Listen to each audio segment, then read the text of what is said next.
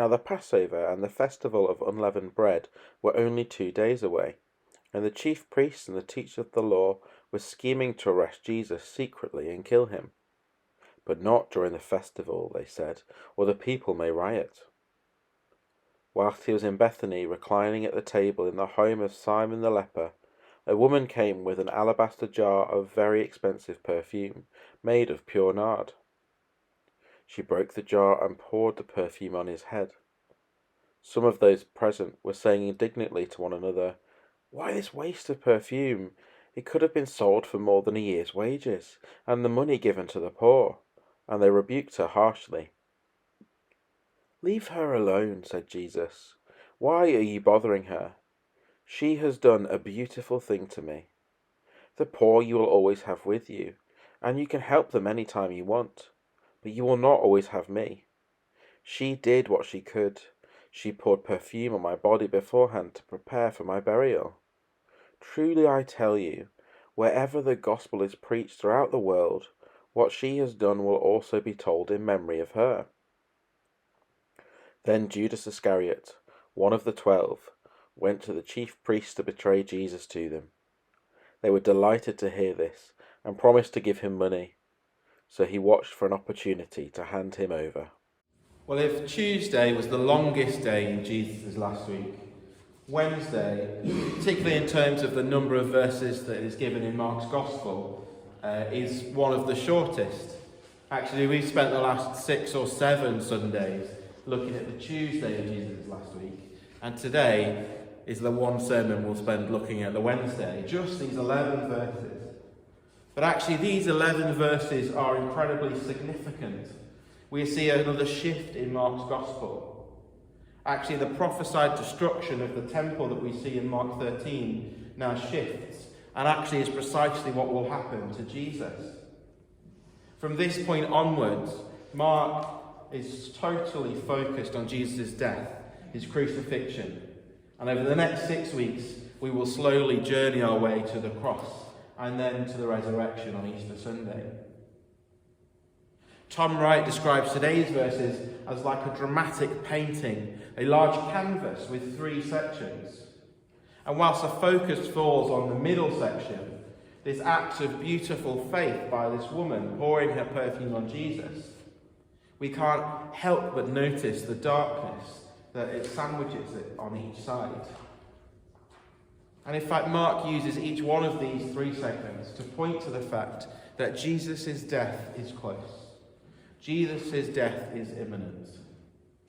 We see that Jesus knows it. The priests plot it. Judas gets involved with it. And the woman, perhaps unknowingly, acts upon it.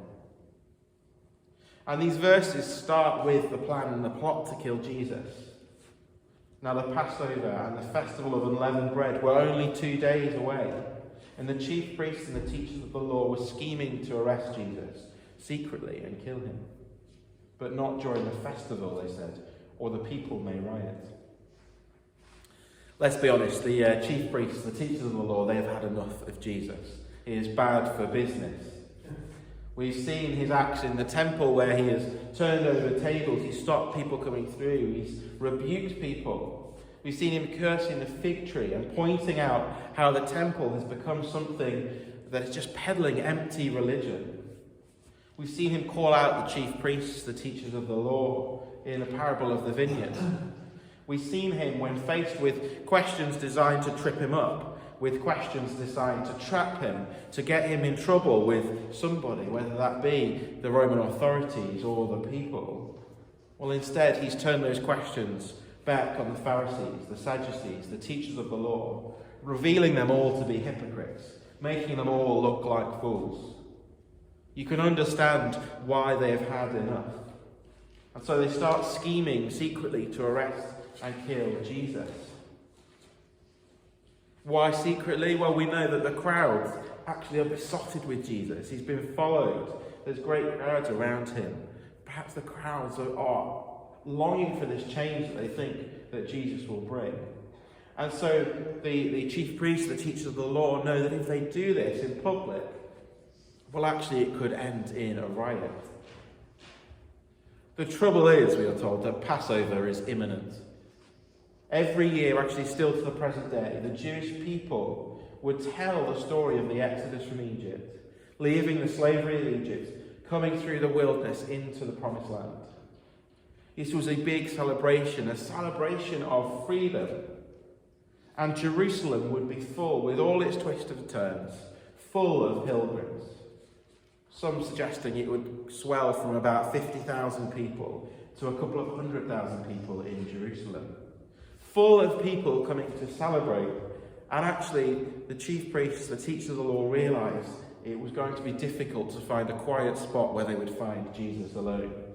There is no way that they could do this without help from somewhere else. And so they seem to give up for now. They say, well, we're going to have to wait till after the festival. But actually, by the end of our 11 verses, they've changed their mind. Because we see at the end, sandwiching this act in the middle, Judas ends up betraying Jesus. The religious leaders who were going to wait now speed up their process. In Mark's Gospel, we aren't given much insight into Judas's motivation. Some have argued that actually, we hear in John's Gospel about Judas being the treasurer of the disciples and actually skimming a bit off the top for himself. And so some have argued that he was in it for the money, that he saw an easy ticket to a bit more wealth, and so that's why he betrayed Jesus.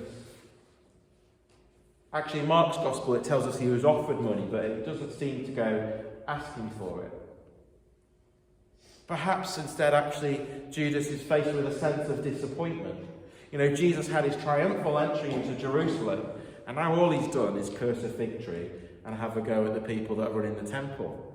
Perhaps he's disappointed. Perhaps he expected more. Perhaps he expected a violent revolution. Perhaps, actually, Judas can sense that Jesus' death is imminent. Perhaps he is worried that his death is also imminent. That as a disciple, people will quickly turn on him. But, perhaps if I betray Jesus, at least I might live. Perhaps, as we said, he's become disillusioned with Jesus.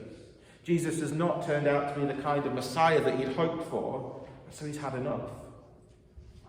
Actually, we have seen time and time again the disciples, not just Judas, but all the disciples struggle to really get what Jesus is about, what Jesus is for. And we will see the other disciples fail Jesus as well, although not in the same way as Judas. Because for whatever reason, Judas chooses this moment to betray Jesus. And so we have this darkness around the outside.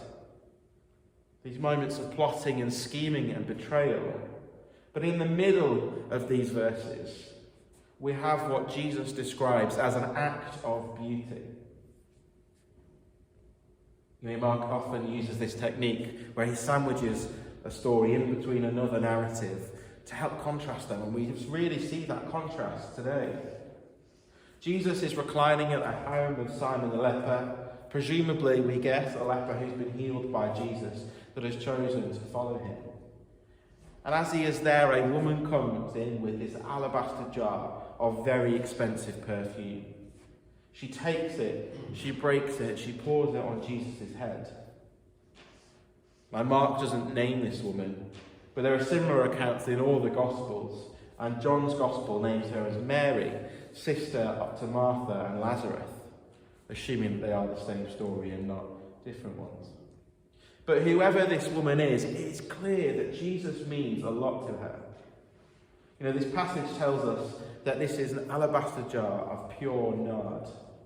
Now, pure in this sense doesn't mean 100% nard, but real, genuine nard. Nard is an aromatic oil taken from a root found in India, and it was used as a base for the rest of the perfume. And as we have heard, and as we can probably guess, it was expensive. In fact, we are told that this jar of perfume would have cost a whole year's wages. A whole year's wages for this one jar of perfume. Apart from perhaps our houses, not many of us will own something that is worth a whole year's wages. It is valuable stuff. We don't know why she has it in the house. Presumably, she's saved up for it. She's purchased it for an important occasion. Perhaps it had been passed through the family. But in this moment, she senses the importance of Jesus. And instead of saving it for whatever its purpose was, she takes it and pours it on Jesus. Actually, the way that the jars worked at that time would mean the jar would be sealed, and the only way to open it is to break the neck open. And so once it is open, there is no way to seal it back up again. You have to use it all. You have to pour it all out, otherwise it will go off. And so whatever important event this woman had been waiting for, it is now clear that Jesus is more important to her than that. We hear, though, that those around Jesus find themselves less than impressed. Some of those present were saying indignantly to one another, "Why waste this perfume? It could have been sold for more than a year's wages and the money given to the poor." They rebuked her harshly. I think if we're honest, perhaps we sympathise with this perspective. It does seem like quite an extravagant waste. This week I was at a Baptist ministers training day with some colleagues, Baptist ministers from the East Midlands. And we went to Southall Baptist Church for this day. And on our lunch break, a few of us decided to take a walk down to the Minster. Well, I don't know if you've ever been, but it is this huge, extravagant building, stone walls, very cold. So you can never complain here again. Be glad we're not in a cathedral. But it's this beautiful building, wonderfully built, stained glass windows, all of that. And whilst we were admiring it, wandering around the inside, one of my colleagues did make the statement, "Well, I wonder how much it costs to heat this place. And I wonder what else that money could be spent on." These were the thoughts running through the minds of those at the table with Jesus. Those at dinner. Actually, it's most likely that the woman would not have been sat at dinner with Jesus, because in those days she would more likely have been serving, but she's come and she has broken this perfume, poured it on Jesus' head. But those sat around the table are thinking, surely something better could have been done with this. Think of what we could sell this for. And I wonder if they were expecting that Jesus would agree. After all, he has shown care and compassion for the poor, for those at the bottom of the social hierarchy. But actually, Jesus does not agree. He challenges those who rebuke the woman. "Leave her alone," Jesus says. He calls her act a beautiful thing. The poor you will always have with you, and you can help them any time you want. But you will not always have me. These verses I've seen misused. There are those that use these verses to advocate or to excuse themselves not really doing anything to help the poor because, well, the poor are always going to be here. What's the point? But that's not what Jesus is saying. I think instead Jesus is pointing to the fact that this is a kairos moment, a moment in time that is a transformational, a one-off moment. Jesus is saying actually his death is close, his death is near. He won't be around for much longer. And in this moment, knowingly or unknowingly, this woman has anointed Jesus for his burial. She has done this ahead of time, presumably because we know Jesus will die in a way that may not allow for a proper anointing at the time. Jesus' followers will always find themselves serving the poor. But at this moment in time, this timeless moment, this woman comes and worships Jesus in this way. This woman instinctively gets right to the heart of what it is about what is going to happen. Whilst the disciples we've seen rebuking Jesus, telling Jesus, "No, this is not going to happen, you will not die, this cannot happen." Actually, this woman comes and anoints Jesus. This story contrasts the stories on either side. Contrast the men who just don't get it and the men who are plotting, the men who are betraying on either side of this story. And actually, we don't get given much insight as to why the woman is doing this. Some have suggested that actually this woman knew exactly what she was doing. That unlike the disciples, she had heard what Jesus was saying, she had understood, and she believed what Jesus was saying. She knew that his death was imminent. She understood what was coming for Jesus. Others suggest that she had no knowledge, that actually she just found herself in that moment taken in an act of love and worship. But for whatever reason, she gave all that she had, the thing that was most precious to her, and poured that out to Jesus. It didn't matter to her how much the perfume cost. She felt compelled to offer that and pour that out on Jesus. This is an act of beauty, one that Jesus tells us will be told throughout the ages. Truly I tell you, Jesus says, wherever the gospel is preached throughout the world, what she has done will also be told in memory of her. And here we are telling that story again today. So what can we learn from these verses? What might these verses have to say to us today? Well, the first thing is a slight tangent, but I think that this shows us that there are acts of real beauty amidst the darkness and destruction. Actually, this anointing of Jesus, this act of beauty, falls in between the scheming and the betrayal. And whilst this might not be the original intention of the passage, this idea of beauty in the midst of darkness has been something that really struck me as I've been reading this week in particular. As I've been watching the ongoing news about the war in Ukraine with a heavy heart, it is easy to get caught up in the despair and the darkness. But as I mentioned earlier, there have been some moments of real beauty, acts of love, acts of life within the darkness. You know, we've seen a renewed sense of global unity, people coming together to show love and kindness and support. We've seen, Ukrainian Christians worshipping in whatever way they can. But perhaps one of the most poignant moments for me this week was watching a video of a young Russian soldier who was clearly unaware of what he was being sent into. And he has surrendered himself to the Ukrainians. And actually, you see in this video that he is surrounded by Ukrainians. And what are they doing? Well, they're giving him food. They're giving him drink. There's an arm on his shoulder. There's comfort. They're even helping him video call his mum to tell her that she is okay. In these moments of beauty in the darkness, we see God at work. We see a hope for the future. The second thing that I think this verse does is ask us a question. It gives us a moment to pause. It invites us to think about how we respond to Jesus, about our feelings and our attitudes towards him. Actually, in these verses, we see various different responses to Jesus.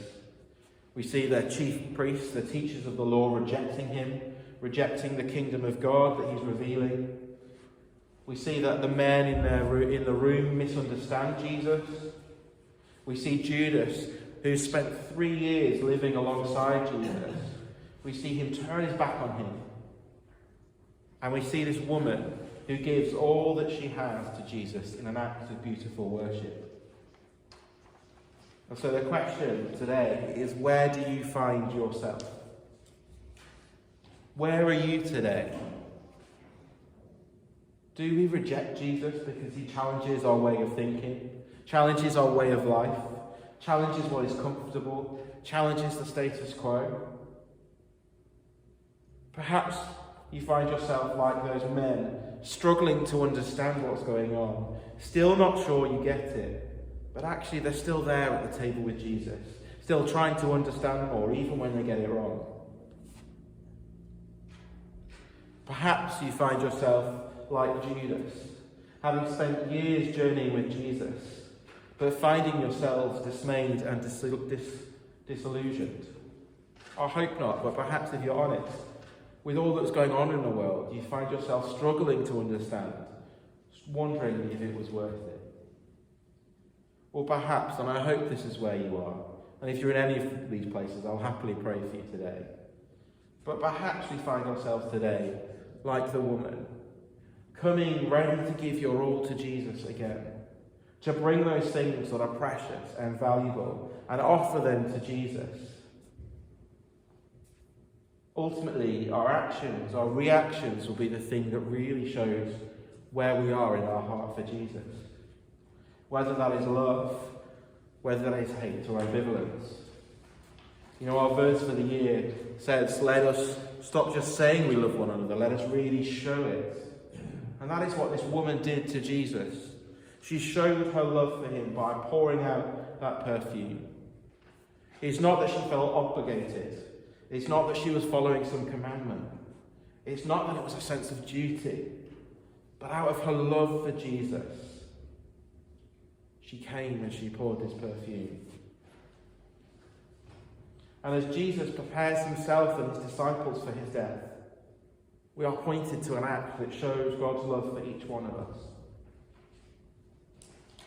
Are we willing to give ourselves afresh this morning? Are we willing to offer our all to Jesus? To give all that we have for the pearl of great price? To give all that we have as an act of worship? To give all that we have for Jesus, knowing that it's abundantly worth it? Knowing that it's the greatest choice we could ever make?